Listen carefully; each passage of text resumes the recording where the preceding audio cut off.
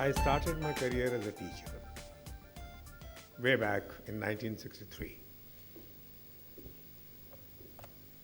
Got into civil services, happened to be the first batch alumni from Indian Institute of Management, Calcutta, managed the corporate world, came into the political jungle also, and finally became a governor of a state of India. But the teacher in me was always alive. And there was a time when I asked myself a question, and I posed a problem. India has far too many graduates today. Sometimes the number is tens of millions. People who have successfully completed the school education is also in the tens of millions. Postgraduates, quite a few millions. Doctorates also, much more than 1 million. And if I compare about 50, 60 years back, when I was a child, we had school people passed out, tens of lakhs only, graduates close to 100,000, postgraduates about 30, 40,000, doctorates about 10 to 12,000. Ladies and gentlemen, I'm making a very strange statement. 60 years back, I found India as a nation more educated as compared to today. This thing had hit me very hard because I see there is more dissatisfaction in the families, in the societies, in the states, in the nation, even at the international stage. That dissatisfaction is leading to anger everywhere, and subsequently even for violence. On the least pretext, we are getting violent and angry. Over and above, on the economics front, we say we have become more prosperous, but we have created stark inequality in the whole world today. When every civilized nation believing in democracy professes equality and justice for all its citizens. Can I call this word educated? When we say we have to give education to the people, every citizen has to be contributor to the society because they all consume natural resources to survive on this earth. They have to ensure that they are law-abiding citizens, socially acceptable, and also morally strong. This is the requirement. I make a statement, everybody wants to live for himself or herself. It is called Prakriti, natural human process. Each one of us does.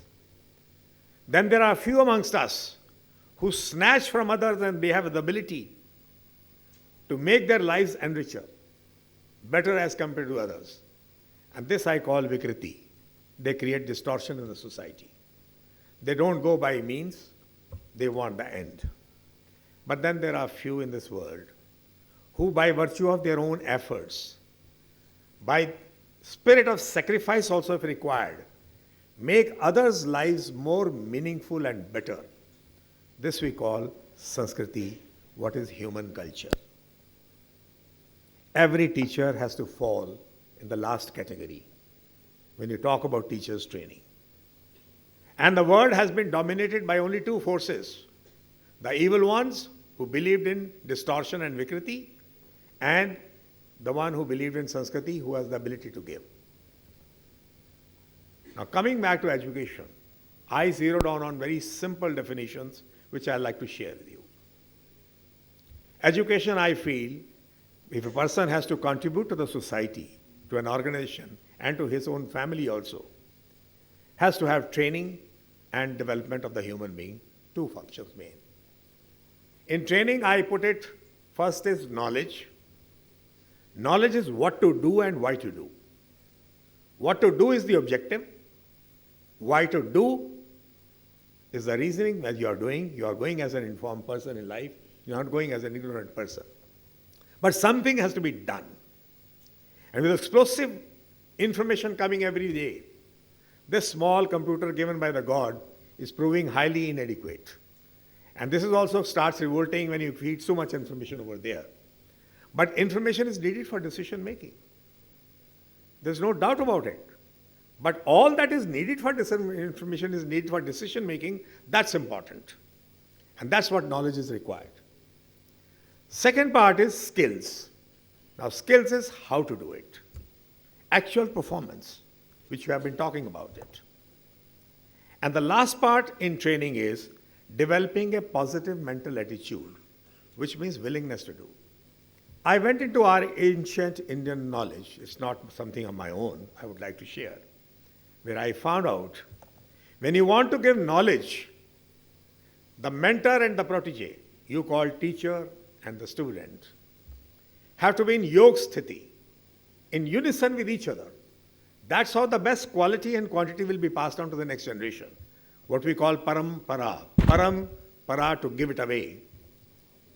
And in Gita, it has been referred, Bhagavad Gita, Gyan Yoga. When you talk about skills, again the same thing.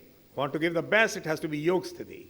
In Gita, it has been called Karma Yoga. When you talk about positive mental attitude, highest form of positive mental attitude is when you are devoted to your profession and you are devoted to your learning process. And in Gita, it has been called as a Bhakti Yoga. I have derived from Bhagavad Gita only. Now coming to the development of a human being. First is increase of IQ, intelligence quotient. You can give knowledge, you can give skills, you can give positive mental attitude. But people have to succeed in life. The word only talks about successful people and they call them wise. If you fail, nobody calls us wise. If you have to succeed, that's where wisdom is required, and wisdom cannot be given in training. Wisdom is acquired by experience over a period of time, by remaining successful. A series of success. And that's where IQ increase is required, increase of intelligence quotient. We need fit people in the society, healthy people in the society. When you talk about education, if people are falling sick on the day of reckoning, everything is washed away. And that's where I talk about more stress on sports, physical activities is very much important. Third, now knowledge explosion is there. Everywhere people are talking about information technology. The world is coming to new power equation, where knowledge is becoming power.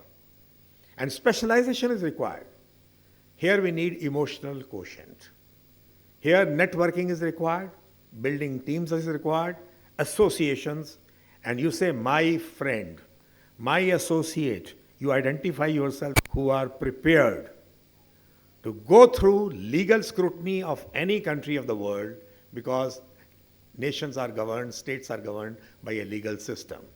They should go through social scrutiny of any part of the world, and they should also go through moral scrutiny in any part of the earth.